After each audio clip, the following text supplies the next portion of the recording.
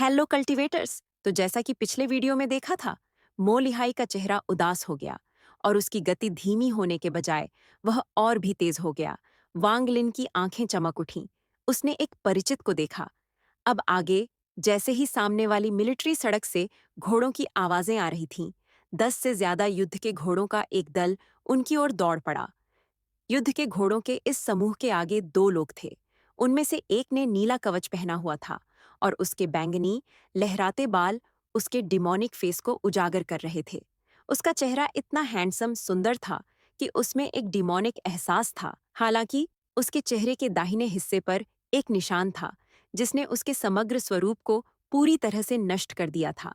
सुंदरता की आभा लुप्त हो गई और उसकी जगह एक दुष्ट और ईविल ऑरा ने ले ली।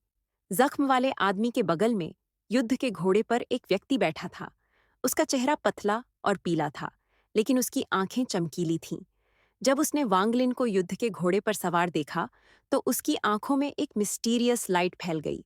दोनों समूहों के लोगों की गति जरा भी धीमी नहीं हुई और वे एक दूसरे पर सीधे टूट पड़े। दोनों समूह दो डिमोनिक बीस्ट्स की तरह बेरहमी से एक दूसरे पर टूट पड़े। निशान वाला दुष्ट व्यक्ति मो लिहाई को घूर रहा था। उसकी नजर में मो लिहाई के अलावा कोई और था ही नहीं। इस समय ऐसा लग रहा था जैसे धरती ही कांप रही हो और दोनों पक्ष एक दूसरे के और करीब आ गए। ठीक उसी समय, जब वे टकराने ही वाले थे, मो लिहाई हंस पड़ा। फिर उसके दाहिने हाथ ने मुट्ठी बांधी और उसने एक मुक्का मारा। यह मुक्का उस गरजती हवा की तरह था जो सब कुछ कोलैप्स कर सकती थी, और वह सीधे उस ईविल दिखने वाले आदमी पर जा गिरा। वे ध्वनि अवरोध को टूटते हुए सुन सकते थे, इससे पहले कि मुक्का उस ईविल दिखने वाले आदमी के पास पहुंचता, और इस मुक्के में एक शक्तिशाली मुट्ठी का इरादा प्रकट हुआ। ईविल दिखने वाले आदमी के चेहरे पर कोई बदलाव नहीं आया। उसने अपना दाहिना हाथ उठाया और तर्जनी से आगे की ओर इशारा किया। फिर उसने जल्दी से अपनी मध्यमा उंगली से आगे की ओर इशारा किया, और देखते ही देखते उसने अपनी पांचों उंगलियों से भी ऐसा ही किया। फिर उसकी पांचों उंगलियां एक शंकु की तरह इकट्ठी होकर धीमी दबी हुई आवाज आई। तभी उन दोनों से एक लहर फैली। हालांकि यह लहर सिर्फ 30 फीट तक फैली और मिलिट्री सड़क के किनारे जाकर रुक गई, इसलिए इससे किसी इमारत को कोई नुकसान नहीं पहुंचा। दोनों को अपनी ताकत पर बहुत अच्छा नियंत्रण रखना पड़ा ताकि यह सुनिश्चित हो सके कि आघात की लहर यथासंभव छोटी रहे। ईवल दिखने वाले आदमी का शरीर हिल गया और उसके नीचे खड़े युद्ध के घोड़े ने जोरदार चीख मारी, क्योंकि उसके चारों पैर टूट गए थे। फिर घोड़े का शरीर फट गया, जिससे दुष्ट दिखने वाले आदमी को 3 कदम पीछे हटना पड़ा, और उन तीनों कदमों से जमीन कांप उठी। उस व्यक्ति ने मो लिहाई को घूरते हुए कहा, 10 कोलैप्स फिस्ट इन टेंट। मो लिहाई का शरीर भी कांप उठा और वह भी अपने युद्ध घोड़े के साथ पीछे हटने लगा।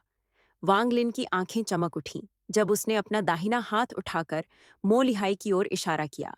वांग लिन की शक्ति का प्रयोग बहुत ही जटिल था और वह मो लिहाई के लिए बहुत सी ताकत को बेअसर कर सकता था। मो लिहाई ने गहरी सांस ली और अपने शरीर को स्थिर किया। फिर वह बिना किसी चोट के युद्ध के घोड़े से उतर गया और उन दोनों के बीच मुकाबला तय हो गया। मो लिहाई मुस्कुराया, द 6 फिंगर डीमन सोर्ड तो बस इतनी ही है। ईविल दिखने वाले आदमी की नजर मो लिहाई से हटकर वांग लिन पर पड़ी। उसने गंभीर स्वर में कहा, "what is your name?" Foreigner Wang Lin ने उस व्यक्ति को देखा और कुछ नहीं बोला। ईविल दिखने वाले आदमी ने भौहें चढ़ाईं। तभी उसके बगल में बैठे दुबले पतले व्यक्ति ने धीरे से कहा, "इसका नाम वांग लिन है।" मो लिहाई की आंखें सिकुड़ गईं जब उसने वांग लिन और दुबले पतले दिखने वाले आदमी को देखा। ईविल दिखने वाले आदमी ने पूछा, "ओह, तुम लोग एक दूसरे को जानते हो?" दुबले पतले आदमी ने वांग लिन की ओर देखा और धीरे से कहा, "वह मेरा जूनियर अप्रेंटिस ब्रदर है। बहुत समय हो गया, ब्रदर सन ताओ से मुलाकात नहीं हुई। लगता है आपको अपनी गंभीर चोट से उबरने के लिए कई वर्षों तक बंद कमरे में कल्टीवेशन करनी होगी।" वांग लिन ने कहा। उनकी आवाज शांत थी, इसलिए यह पता लगाना मुश्किल था कि वे खुश थे या गुस्से में। जैसे ही उन्होंने संताओं को देखा, उन्हें एहसास हुआ कि संताओं घायल हो गए हैं, और यह एक गंभीर चोट थी जिसने संताओं की ओरिजिन सोल को भी प्रभावित किया था। हालांकि चोट को बलपूर्वक सप्रेस कर दिया गया था, फिर भी सुनताओं की कल्टीवेशन असेंडेंट के मिड स्टेज से गिरकर सोल ट्रांसफॉर्मेशन के लेट स्टेज के पीक पर पहुंच गई थी। सुनताओं ने वांगलिन को ध्यान से देखा और फिर उसके दिल का झटका धीरे धीरे शांत हो गया। जब उसने पहली बार वांगलिन को देखा तो उसने स्वाभाविक रूप से पाया कि वांगलिन की कल्टीवेशन सोल ट्रांसफॉर्मेशन के मिड स्टेज से 2 कदम आगे बढ़कर लेट स्टेज के पीक पर पहुंच गई थी। सुन ताओ ने धीरे से कहा, जूनियर भाई वांग, लगता है तुम्हारा सामना सौभाग्य से हुआ, लेकिन तुम्हें स्काई डीमन सिटी में डालू सोर्ड सेक्ट के लोगों से सावधान रहना होगा। मेरी चोटें उन्हीं की वजह से लगी हैं। उसकी आवाज में गुस्से का भाव था। यह गुस्सा वांगलिन पर नहीं, बल्कि डालू सोर्ड सेक्ट पर था। वांगलिन ने कुछ देर सोचा, फिर अपने स्टोरेज बैग पर हाथ मारा और गोलियों की एक शीशी निकाली। हालांकि इन गोलियों का सुन ताओ पर ज्यादा असर नहीं होता, लेकिन ये वांगलिन की नेक दिल का प्रतीक थीं। उसने गोलियां सुन ताओ की तरफ उछाल दीं और बिना कुछ कहे अपने युद्ध के घोड़े पर सवार होकर आगे बढ़ गया। मोलिहाई ने अपने लोगों को उस ईवल दिखने वाले आदमी के चारों ओर ले जाकर वांगलिन तक पहुंचने से पहले उन दोनों को गहराई से देखा। ईवल दिखने वाले आदमी ने मोलिहाई और कंपनी की पीठ पर ठंडी नजर डाली और पूछा, यह पर्सन कैसा है? सुन ताओ ने गोलियां रख दी। फिर उसने थोड़ा सोचा और कहा, अगर मैं घायल नहीं होता तो मैं उसे किल कर सकता था। उसे कम मत आंको। इस मोलिहाई के पास कुल 3 पावरफुल स्पेल्स हैं। पहला spell is the 10 collapse fist intent, the second is the 100 wave demon sea, and the third spell वह है जो डीमन एम्परर ने व्यक्तिगत रूप से उसे सिखाया था, इसलिए यह बहुत शक्तिशाली है। ईवल दिखने वाले आदमी ने आह भरी और कहा, यदि आप इंजर्ड नहीं होते तो मुझे इस कंपटीशन को जीतने का 100% विश्वास होता। सुन ताओ ने थोड़ा सोचा। कुछ ही देर बाद उन्होंने कहा, अगर मुझे मटेरियल्स मिल जाए तो मैं एक हेवनली क्लाउड पिल का रिफाइन कर सकता हूँ, जिससे मेरी कल्टीवेशन कुछ समय के लिए असेंडेंट लेवल के अर्ली स्टेज में वापस आ सकती है।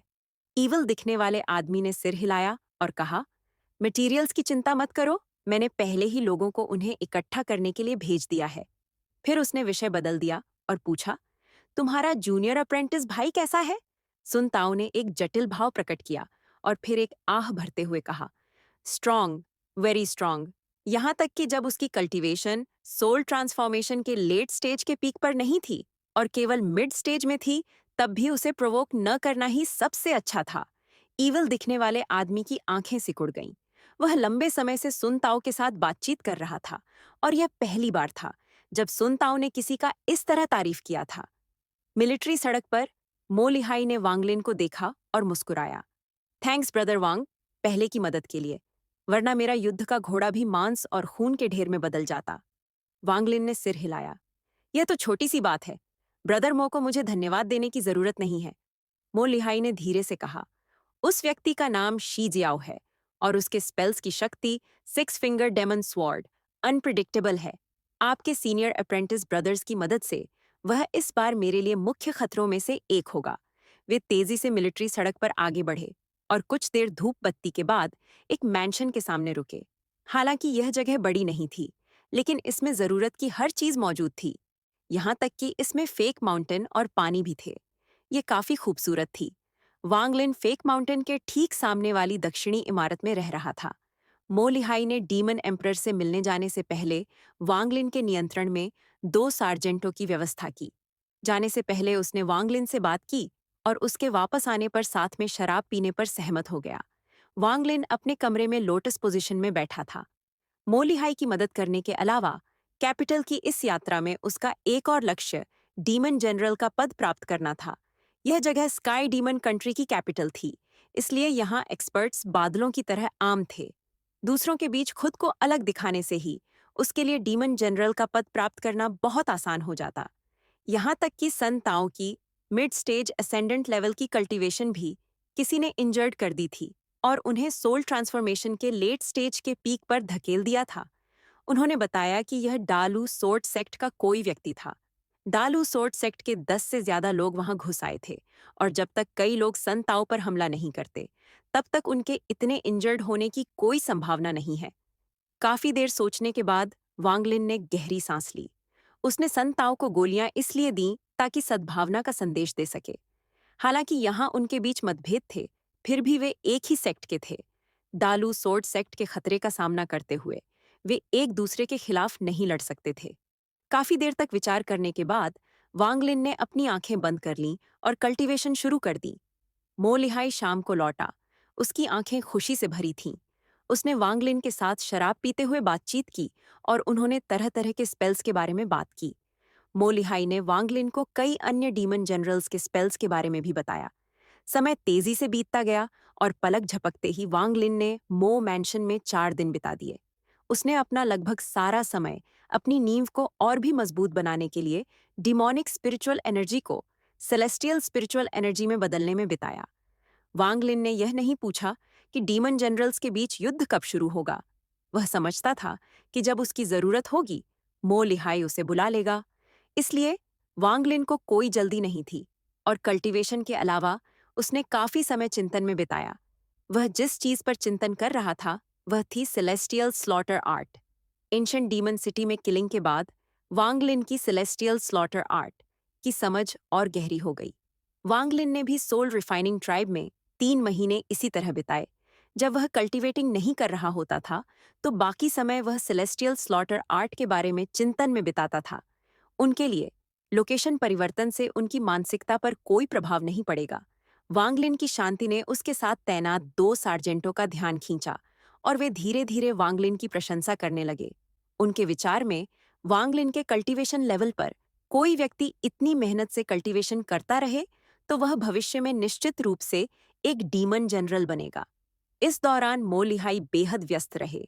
वे लगभग हर दिन जल्दी निकल जाते और देर से लौटते। वे विभिन्न commander in chiefs, vice commander in chief और मित्रवत डीमन जनरल से मिलकर सूचनाओं का आदान प्रदान करते थे।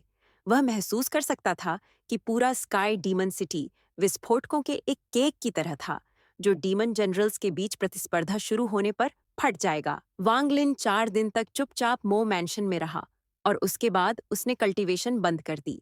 वह आंगन में बैठा रहा और उसके हाथ तेजी से चलते हुए सील बनाते रहे। हर सील में सेलेस्टियल स्लॉटर आर्ट की शक्ति समाहित थी। वांग लिन 7 दिनों तक वहां बैठा रहा। शुरुआत में दोनों सार्जेंटों ने दूर से वांग लिन को शांति से देखा, लेकिन जल्द ही दोनों के दिलों में किलिंग इंटेंट का एक जबरदस्त उन्माद उमड़ पड़ा। उनके दिल जोरों से कांप रहे थे और उनकी आंखें लाल हो गई थीं, जो किलिंग इंटेंट की प्रबलता को दर्शा रही थीं। उनकी समझ पहले ही जा चुकी थी। जैसे ही यह किलिंग इंटेंट अपनी सीमा पर पहुंच गया और दोनों विस्फोट करने वाले थे, वांग लिन ने अचानक अपनी आंखें खोलीं और उसकी आंखें स्पष्टता से भर गईं। जब उन दोनों ने वांग लिन की आंखों में देखा तो ऐसा लगा जैसे उनके सिर पर ठंडा पानी डाल दिया गया हो और वे तुरंत होश में आ गए। हालांकि वे होश में आ गए, लेकिन उनके शरीर के अंदर की कल्टीवेशन का एक बड़ा हिस्सा गायब हो गया। वे दोनों डर से भर गए और वांग लिन को फिर कभी कल्टीवेशन करते देखने की हिम्मत नहीं जुटा पाए। Celestial slaughter art life seals का निर्माण करने के लिए किलिंग इंटेंट का मार्ग अपनाती है। मैंने जितने जीवन लिए हैं वह कम नहीं है, लेकिन क्या मुझ में इस किलिंग इंटेंट की अधिकता नहीं है? कोई कारण अवश्य होगा। वांग लिन ने विचार करते हुए ध्यानपूर्वक उन सभी पलों को याद किया जब उसने सेलेस्टियल स्लॉटर आर्ट का सफलतापूर्वक प्रयोग किया था। वांग लिन के दिमाग में अतीत के दृश्य कौंध गए। यह प्रक्रिया बहुत धीमी थी। आंगन में बैठे बैठे वांग लिन धीरे धीरे इन मेमोरीज को छांट रहा था। सेलेस्टियल स्लॉटर आर्ट के सफल प्रयोग की मेमोरीज उसके दिमाग में धीरे धीरे घूम रही थीं, जैसे ही वह उनमें समानताएं ढूंढ रहा था। काफी देर बाद वांग लिन ने आह भरी। उन सभी मौकों को ध्यान से देखने के बाद जब उसने सफलतापूर्वक स्लॉटर एनर्जी उत्पन्न की तो ऐसा लगा जैसे वे सब संयोगवश हुए हों और उनमें कोई समानता न हो। हालांकि अगर एक बात है, जिस दिन मैंने सिमायान को मारा था उस दिन कुछ अजीब हुआ था। उस समय मैंने गुस्से में काम किया और स्लॉटर एनर्जी की एक धारा बनाने में सक्षम था। वांग लिन की आंखें चमक उठीं, लेकिन फिर एक बार फिर मंद हो गईं। हालांकि इसका कोई मतलब नहीं है, क्योंकि जब मैं पूरी तरह शांत था तब स्लॉटर एनर्जी के कुछ रेशे उत्पन्न हुए थे। राक्षस सैनिकों से भी कुछ संहारक ऊर्जा उत्पन्न हुई थी, लेकिन वे कौन से विशिष्ट सैनिक थे यह बताना इम्पॉसिबल है। वांग लिन ने काफी देर तक सोचा, लेकिन उसे अभी भी कुछ नहीं मिला और उसकी भौहें धीरे धीरे सिकुड़ गईं। सेलेस्टियल स्लॉटर आर्ट की कल्टीवेशन ही इस जगह आने की मेरी एक प्रमुख वजह है। मैंने यह स्पेल तुओ सेन के विरुद्ध प्रयोग करने के लिए सीखा है। तुओ सेन बहुत शक्तिशाली है, इसलिए मुझे उसके विरुद्ध लड़ने के लिए बहुत कुछ चाहिए होगा। अब जब मेरे पास ब्लड सॉल पिल्स हैं तो इन दोनों को मिलाकर मेरे सर्वाइविंग की संभावना कहीं ज्यादा है। हालांकि मेरे पास ब्लड सॉल्ट पिल्स सीमित मात्रा में ही हैं, इसलिए मेरी प्राथमिकता अभी भी यह सेलेस्टियल स्लॉटर आर्ट है, वांगलिन ने सोचा। वह कई वर्षों से सेलेस्टियल स्लॉटर आर्ट की कल्टीवेशन कर रहा था, और स्लॉटर एनर्जी की पहली कड़ी बनाने का मतलब था कि वह पहले चरण में पहुंच गया था। हालांकि इस स्पेल में निपुणता हासिल करना बहुत कठिन था। मुझे लगता है कि इस सेलेस्टियल स्लॉटर आर्ट में कुछ रहस्य है, लेकिन मेरे नियंत्रण में जितनी मात्रा है वह परीक्षण के लिए बहुत कम है। वांगलिन ने अपना दाहिना हाथ उठाया और उसकी उंगलियों के बीच ग्रे गैस की 5 लड़ियां घूम गईं। केवल 5 किस्में।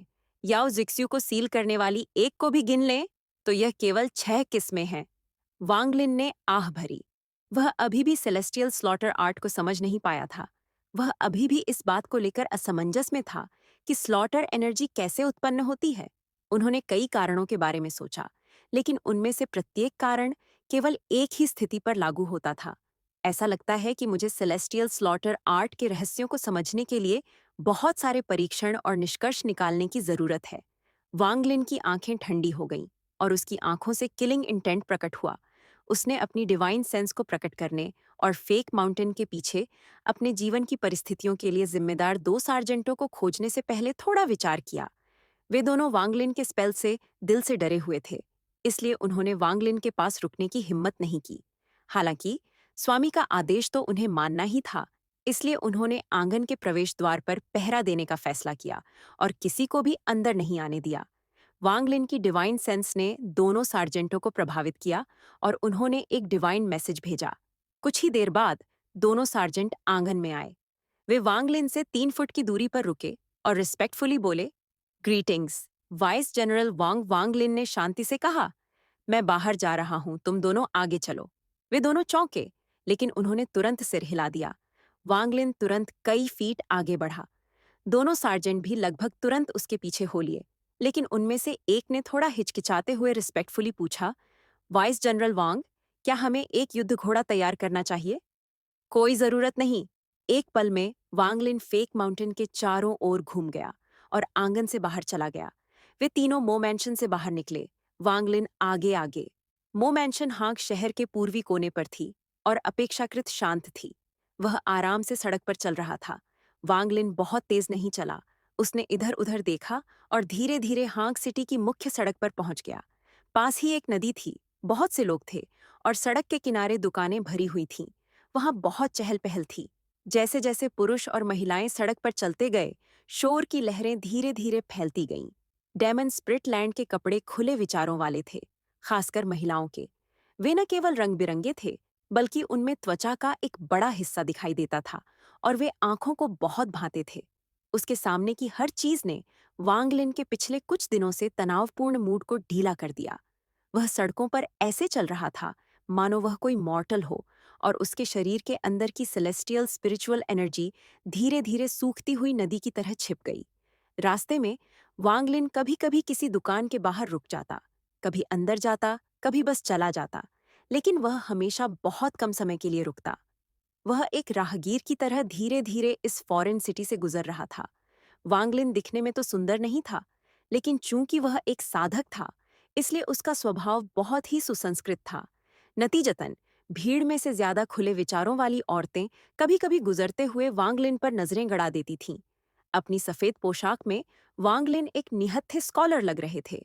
उनके पीछे खड़े 2 सार्जेंट लोगों की नजर में आम पहरेदार जैसे लग रहे थे। हालांकि वांगलिन का ऑरा अभी भी इस जगह से बहुत अलग था, इसलिए उसके लिए यहाँ का असली रूप पाना संभव नहीं था। नतीजतन उसके अंदर एक हल्की सी उदासी फैल गई। पैदल चलने वालों के बीच स्त्री पुरुषों के जोड़े आपस में बातें करते और हंसते हुए दिखाई देते। उनकी तुलना में वांगलिन का शरीर बहुत अकेला था। जैसे जैसे वह भीड़ के बीच चलता गया, आसपास का शोर किसी दूसरी दुनिया का हिस्सा सा लगता रहा। स्त्री पुरुषों के जोड़े मानो किसी और ही समय और स्थान के हों। उसके सामने किसी भी चीज में जरा भी जान पहचान या जुड़ाव का आभास नहीं था। वांगलिन के दिल में एक अवर्णनीय भावना उभरी और उसने आह भरी। ये रास्ता बहुत लंबा था, लेकिन वह अब इस पर और नहीं चलना चाहता था। दिन ढल रहा था और जैसे ही वह जाने के लिए तैयार हुआ, एक हल्की सी उदासी से भरी हुई जिथर की ध्वनि उसके कानों में पड़ी। यह हल्की सी उदासी और जिथर संगीत अजीब तरह से वांगलिन के मूड के अनुकूल था और उसे रुकने पर मजबूर कर दिया। वांगलिन धीरे धीरे जिथर की आवाज का पीछा कर रहा था। गली से थोड़ी ही दूरी पर एक नदी थी। यह स्काई डेमन सिटी की आंतरिक नदियों में से एक थी। नदी पर कई नावें थीं और उनमें से एक नाव से यह म्यूजिक आ रहा था। वांगलिन चुपचाप नदी के किनारे खड़ा होकर जिथर बजने की आवाज सुन रहा था। अपनी आंखों से उसने नाव पर एक औरत को जिथर बजाते हुए देखा। इस महिला ने केवल अपनी पीठ दिखाई। उसकी पीठ उसके जिथर म्यूजिक की तरह थी, जिससे उदासी और अकेलेपन का हल्का सा एहसास झलक रहा था। उसे कुछ ही दूरी पर कुछ युवा हंस रहे थे और शराब पी रहे थे। जिथर संगीत के आगे उनकी हंसी की आवाज बिल्कुल बेमेल लग रही थी। वांग लिन चुपचाप नाव की ओर देखता रहा। जैसे ही जिथर संगीत उसके कानों में पड़ा, उसने उसका आनंद लिया और धीरे धीरे उसे अपनापन महसूस हुआ। इस पल उसे सुझाकू प्लैनेट की शांत घाटी याद आ गई, ली मुवान के साथ उसका घर। उन शांतिपूर्ण दिनों का वान एयर का जिथर म्यूजिक अभी भी वांग लिन के साथ था। वान एयर के जिथर म्यूजिक में भी उदासी का एक संकेत था, लेकिन उस समय के वांग लिन उसे समझ नहीं पाए थे। यह उदासी बहुत ही फीकी और अलौकिक थी। वॉन एयर के जाने के बाद वांग लिन ने वह जिथर म्यूजिक फिर कभी नहीं सुना। आज वही जिथर म्यूजिक सुनकर उसके दिल की उदासी धीरे धीरे फिर से उभर आई। लीमुवान के जाने से पहले वांग लिन की उसके प्रति भावना हमेशा यही रही थी कि वह भावुक हो गया था और उसके सैकड़ों सालों के इंतजार के लिए जिम्मेदार महसूस करता था। ये प्यार नहीं है। हालांकि वॉन एयर के जाने के बाद वांगलिन कभी-कभी अनजाने में लीमुवान के बारे में सोचने लगता था। उस समय उसका दिल बहुत दुखता था, मानो वह अकेलेपन के जंगल में पहुंच गया हो। इस जंगल के अंदर उसके अंदर सुप्त पड़ी भावनाएं धीरे-धीरे जागृत हो उठीं। वांगलिन के दिल में यह कड़वे पानी के प्याले जैसा था, जो ऐसी लहरें पैदा कर रहा था जो आसानी से गायब नहीं होंगी। उसे हमेशा उसकी आंखों में पहली मुलाकात के वक़्त की घबराहट याद रहेगी। हालांकि यह जिथर म्यूजिक स्पष्ट रूप से नकली था, वांगलिन अभी भी महसूस कर सकता था कि वॉन एयर धीरे धीरे शून्य से बाहर आकर उसकी ओर आ रही है और उसकी बाहों में समा रही है। यह वैसा ही था जैसे घाटी में वापस आकर वह और लीमुवान चुपचाप सूर्यास्त देखते थे, सूर्योदय की प्रतीक्षा करते थे। जब कोई चीज खो देता है तो उसे सबसे ज्यादा उसकी चाहत होती है, और जब कोई बिछड़ जाता है तो उसे वापस पाने की चाहत होती है। वॉन एयर के जाने के बाद के सालों में वांगलिन उसे बार बार याद करता रहा, जिससे उसकी अहमियत और भी बढ़ गई। अब वह उसके दिल में बस गई थी और हमेशा के लिए रहेगी। दिन ढल रहा था और आसमान पूरी तरह से अंधेरा होने से पहले ही अचानक आसमान में तारों की एक किरण दिखाई दी। डीमन स्पिरिट लैंड में बहुत सी अकल्पनीय घटनाएं घटीं। किसी ने यह नहीं पूछा कि तारों की रोशनी या चांदनी कहाँ से आ रही है। यह महत्वपूर्ण नहीं था। महत्वपूर्ण बात यह थी कि इस तारों की रोशनी ने जिधर म्यूजिक के साथ मिलकर वांगलिन की उन यादों को छू लिया था जो उसने संजोकर रखी थी। वांगलिन की आंखों में तारों की रोशनी छा गई और साथ ही धीरे धीरे दूर होता जा रहा म्यूजिक उसके दिल में एक एहसास को धीरे धीरे गाढ़ा कर रहा था। यह अकेलेपन का एहसास था जो उसके दिल में लंबे समय तक रहा। जैसे ही वांगलिन ने अपना हाथ उसकी भौहों के बीच छूने के लिए उठाया, जिथर म्यूजिक और भी धीमा होता गया, मानो वह हेवन डिफाइंग बीट के अंदर ली मुवान को छू रहा हो, और बुदबुदाया, वानेर, हम फिर कभी मिलेंगे, यह मेरा तुमसे वादा है। नाव धीरे धीरे चली गई और उस महिला की आकृति भी गायब हो गई। जैसे ही म्यूजिक लगभग पूरी तरह से गायब हुआ, महिला को कुछ ध्यान आया और उसने मुड़कर देखा। उसने दूर नदी के किनारे की ओर देखा, लेकिन वहां बहुत अंधेरा था। फिर भी इस अंधेरे में उसे एक अकेला व्यक्ति धीरे धीरे दूर जाता हुआ दिखाई दिया। नाव पर महिला ने आह भरी और अपना हाथ हिलाना शुरू कर दिया, क्योंकि एक बार फिर से उदास म्यूजिक बजने लगा और नदी में गूंजने लगा। हालांकि नाव पर रोशनी थी, उसके लिए सब कुछ हमेशा अंधेरा था, चाहे दिन हो या रात।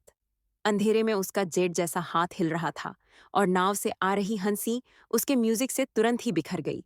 वह नाव के अगले हिस्से पर बैठी थी और उसकी आंखों में कोई रोशनी नहीं थी, लेकिन इस समय वह कीचड़ में खिले कमल के फूल की तरह थी।